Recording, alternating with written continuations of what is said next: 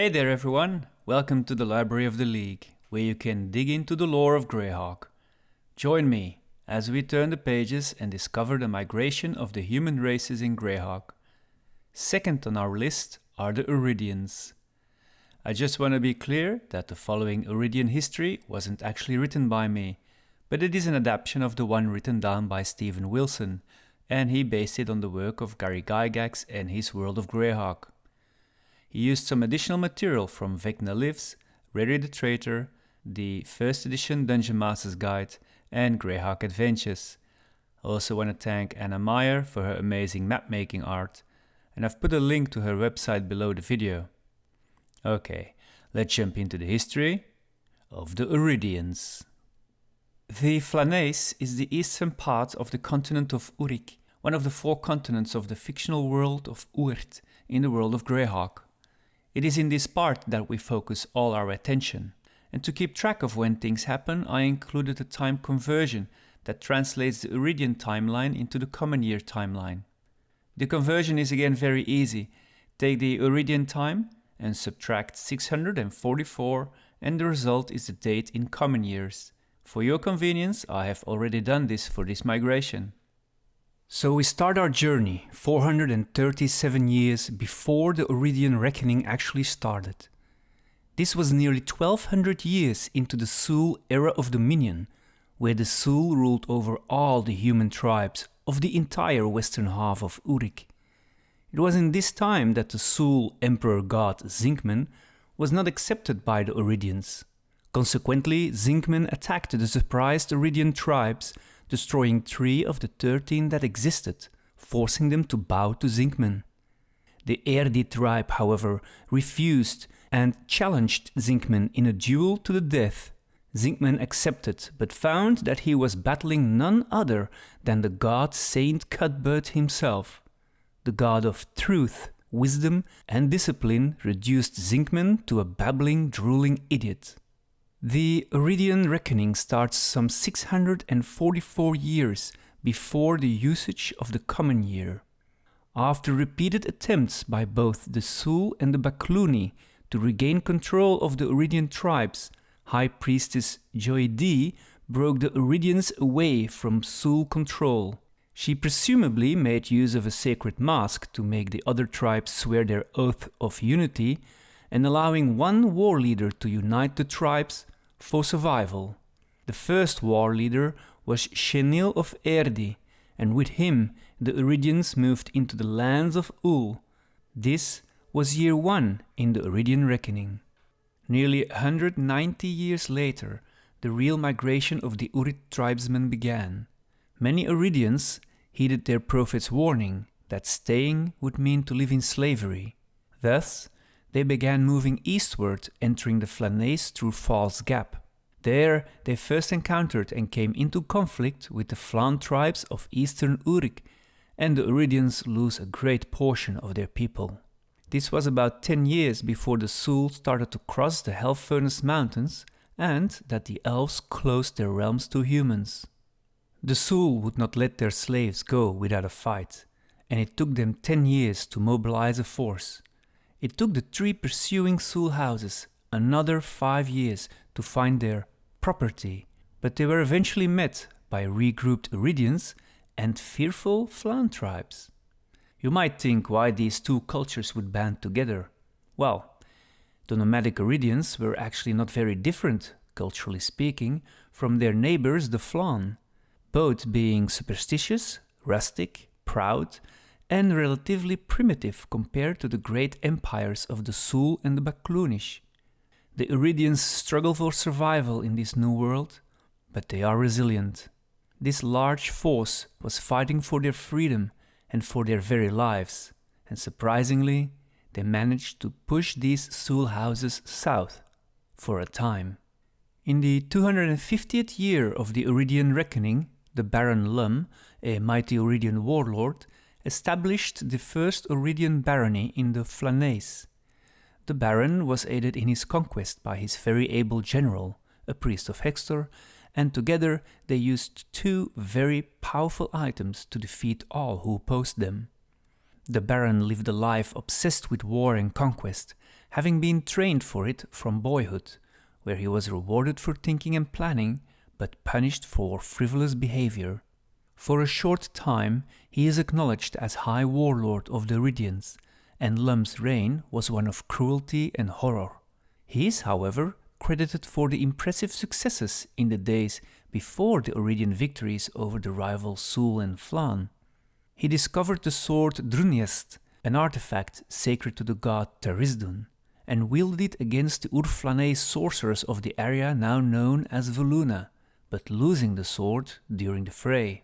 He spent the rest of his time on Oerth searching for it, the effort slowly driving him insane. He was from then on known as Lum the Mad, and in the end, Lum was betrayed by his general Leuco, who became the new warlord.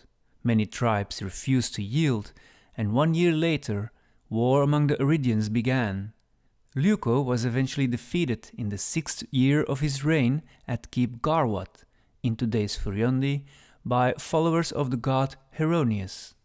2 decades later, the Greyhawk tribe and several smaller Oeridian tribes split from the main eastern stream of migration, and they go southwest to the territory known today as the Shaldomer Valley, which has been emptied of the majority of their Flannae inhabitants by the exploits of Lum the Mad and Leuco.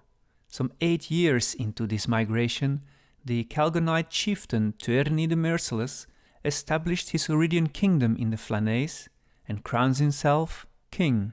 Between the 294th and the 315th year, a 20-year period, the Oerdi perfect the art of magic, becoming the most accomplished sorcerers of all of the Yridians.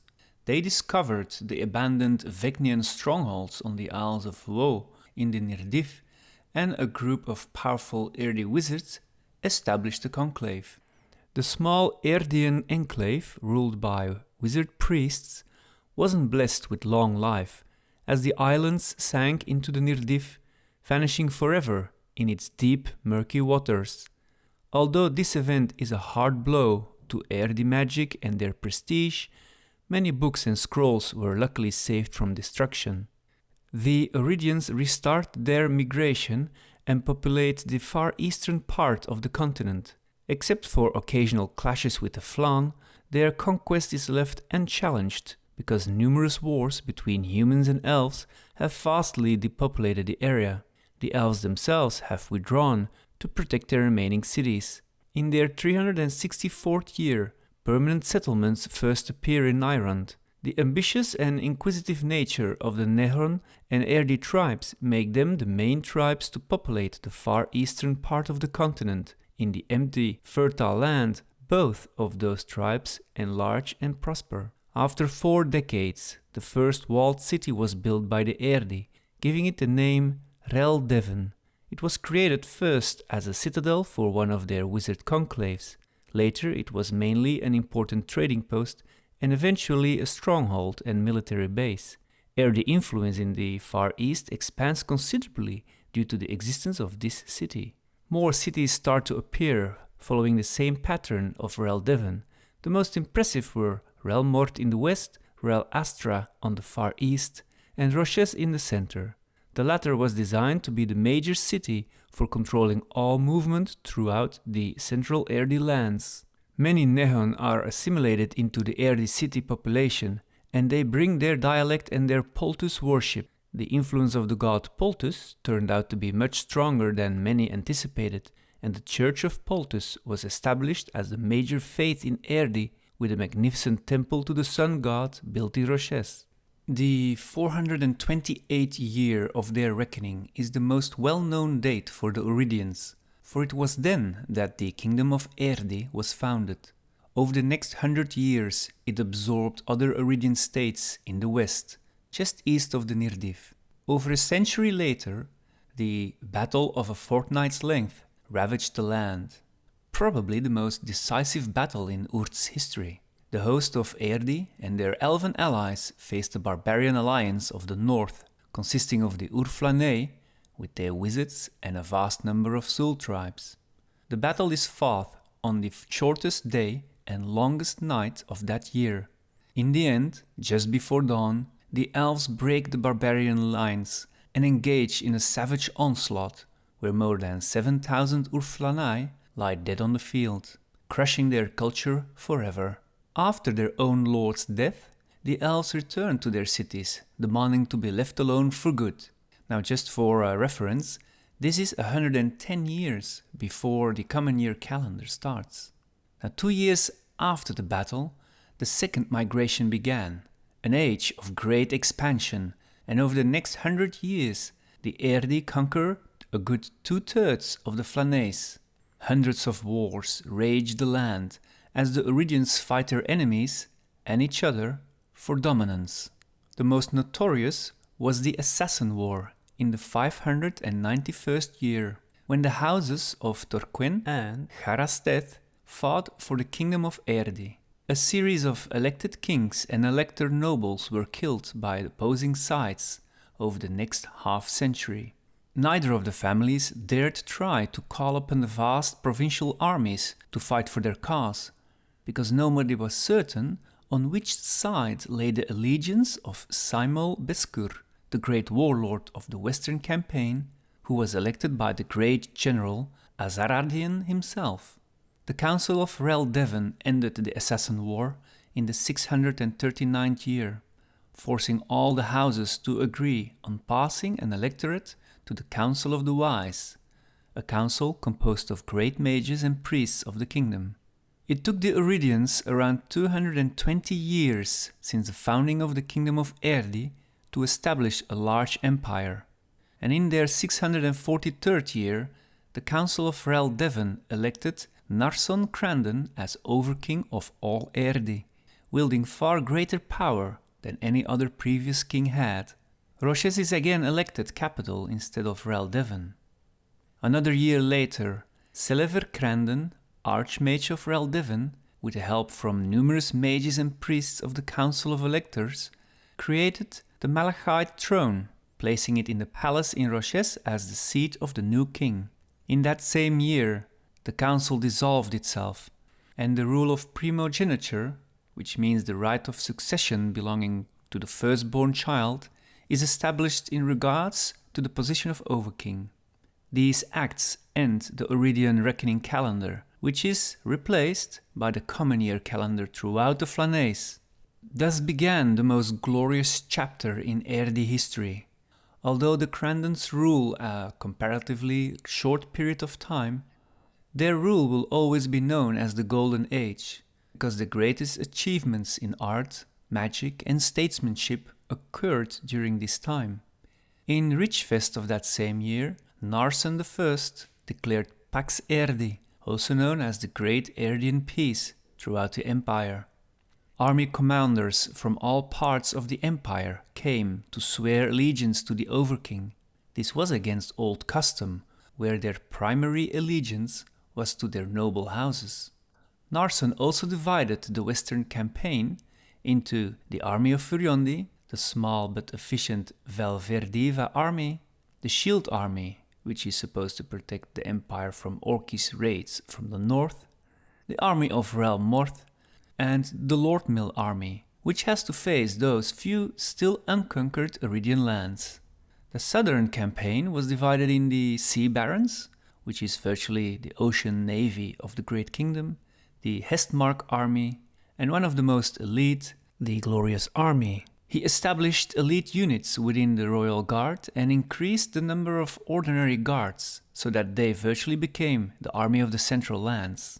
So, here ends our brief look into the Iridian migration. The Yridians rose from an extended time of enslavement to the pre-eminent position on Urik. Although initially nomadic and tribal, their movement to a cosmopolitan monarchical system was rapid.